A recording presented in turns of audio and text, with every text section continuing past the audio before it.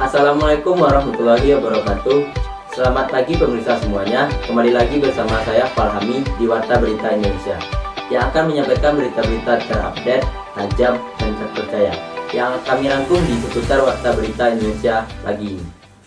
Akibat hujan deras yang mengguyur wilayah selatan Garut pada hari Selasa 13 Oktober tahun 2020 kemarin menyisakan kesedihan yang mendalam untuk warga sekitar yang terkena dampak.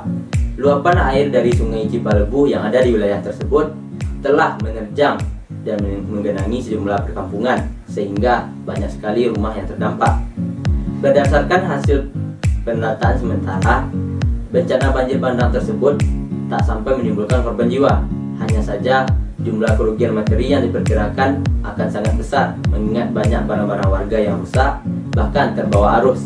Meskipun jumlah pastinya masih belum bisa ditentukan untuk saat ini.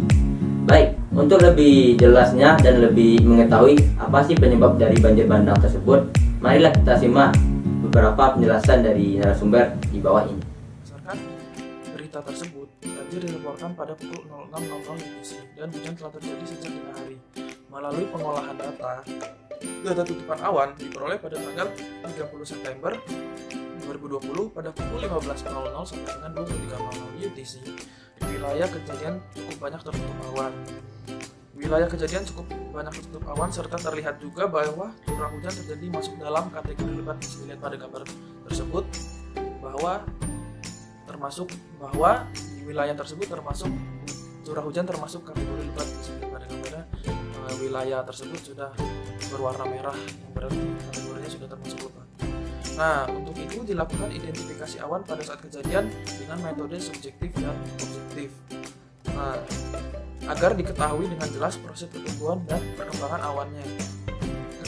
Keterkaitan antara hasil dua metode tersebut akan menghasilkan hasil identifikasi yang semakin bagus. Nah, untuk itulah digunakan dua metode, bukan hanya satu metode, supaya menghasilkan identifikasi yang semakin bagus. Oke, pada bagian ini saya akan menjelaskan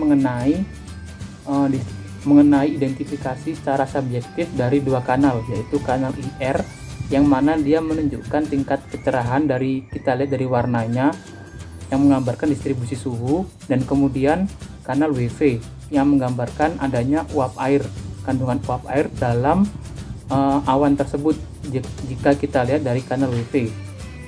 Oke, jadi untuk kanal IR ini pada pukul, kita lihat dari pukul 15 UTC ini dia masih belum ada apa-apa, belum terbentuk perbedaan yang signifikan dari tingkat kecerahan kanal IR. Ini tanggalnya tanggal 30 September. Nah, untuk fase matangnya sendiri ini kalau berdasarkan kanal IR ini pada pukul 20 hingga 21 UTC tanggal 30 September 2020. Kalau di kanal IR ini pergerakan awannya ini dari arah timur dia menuju ke barat atau barat daya. Jadi mulainya ini dari timur, kemudian dia mulai menghilang pada pukul 00 UTC tanggal 1 Oktober ke arah barat. Jadi bergeraknya dari timur ke barat atau barat daya. Dan mulai maksimumnya ini pada pukul 20 hingga 21 UTC tanggal 30 September. Ini sudah mulai terlihat perbedaan yang sangat jelas dari warnanya, sudah mulai terang dan warnanya sudah mulai ke kuning atau kemerah-merahan. Ini menunjukkan awan konvektif dengan suhu yang sangat rendah. Nah, kalau untuk kanal WV ini kita lihat pada pukul 20:30 UTC yang menggambarkan pada fase ini awannya ini sudah mengandung banyak sekali kandungan uap air di kanal WV ini yang menunjukkan adanya pembentukan awan-awan konvektif atau CB yang cukup signifikan pada fase sempurna pada pukul 20:30 UTC tanggal 30 September. Setelah dilakukan identifikasi secara subjektif, kemudian dilakukan identifikasi secara objektif. Identifikasi secara objektif dilakukan dengan menganalisis profil suhu pada awan. Yang pertama adalah analisis menggunakan fitur grid. Dari analisis fitur grid ini diperoleh suhu puncak awan adalah sebesar 200 Kelvin. Dengan nilai suhu yang sangat rendah ini, dapat diidentifikasi bahwasannya awan tersebut merupakan awan cumulonimbus, Yang kedua adalah dengan menganalisis menggunakan fitur time series. Data diambil dari pukul 15.00 UTC berdasarkan dengan analisis subjektif. Dapat kita lihat pada grafik di samping bahwasannya fase tumbuh awan terjadi hingga pukul 19.20, kemudian fase matang terjadi hingga pukul 22 UTC, lalu berangsur-angsur luruh hingga bersih yaitu hingga pukul 2 UTC di hari berikutnya. Yang ketiga adalah kita dapat membandingkan nilai suhu pada dua kanal. Pada kanal S1 diperoleh suhu puncak awan sebesar 1,31 Kelvin. Lalu pada kanal infrared diperoleh suhu pada puncak awan yakni 200 Kelvin. Jika kedua nilai tersebut kita bandingkan dalam grafik deteksi awan, maka awan yang terdeteksi merupakan awan cumulonimbus. Selanjutnya, kita juga dapat memperkuat identifikasi ini dengan membandingkan nilai suhu pada kanal S3. Pada kanal S3 diperoleh nilai suhu yakni minus 0,45 Kelvin.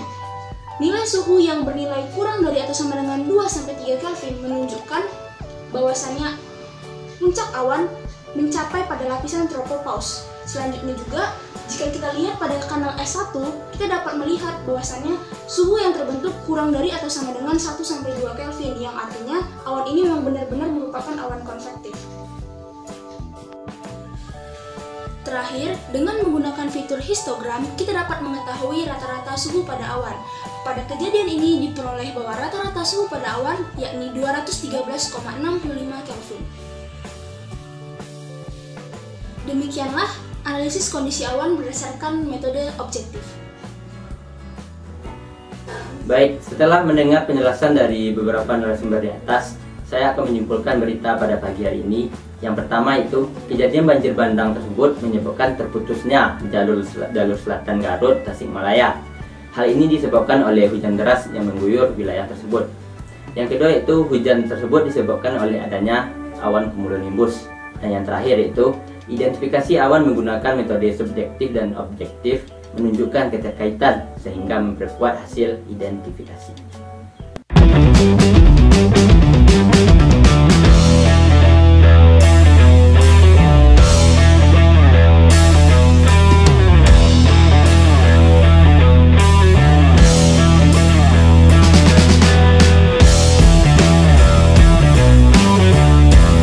Nama saya Putura Arisudana, NPT 11180052. Terima kasih telah menonton video kami. Hai teman-teman, saya Muhammad Arya Saputra dengan NPT 11.18.0046 dari kelas Meteorologi 5B. Semoga video ini dapat menambah pemahaman bagi teman-teman semua. Terima kasih. Hai, saya Farhami, NPT 11.18.0036. Mohon maaf atas kekurangan di dalam video ini.